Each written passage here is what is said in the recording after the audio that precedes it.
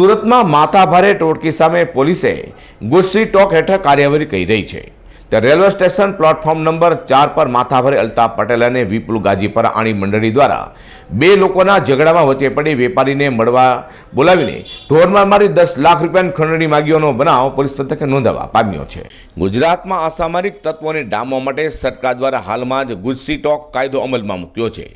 सूरत में 3 टोळकी जेम आसिफ टामेटा, लालू जालिम और अशरफ नागोरीनी टोळकी विरुद्ध गुस्सी टोक हेठळ गुनो नोंधवामां आव्यो छे। तो बीजी तरफ हवे माथाभारे गणाता अल्ताफ पटेल और विपुल गाजीपरा टोळकीए जेणे माथुं चूक्युं होय तेम लागी रह्युं छे।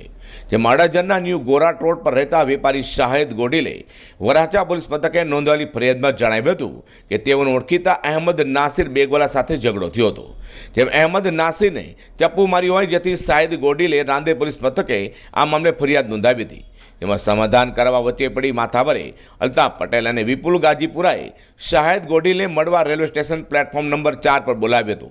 त्यारे शाहिद गोडीले मारमारी फरियाद पांचे खेंचवानी साथे 10 लाख रूपियानी खंडणीनी मांग पण करी हती।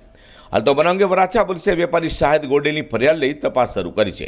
ते अहीं प्रश्न ऊभो थवा पाम्यो छे के अगाऊ 3 टोळकी सामे गुस्सी टोक लागू करनार सूरत पोलीस कमिश्नर अनेक गुनाओ सूरतमां आचरनार अल्ताफ पटेल अने विपुल गाजीपरानी टोळकी सामे पण गुस्सी टोक लागू करशे के केम ते जोवुं रह्युं।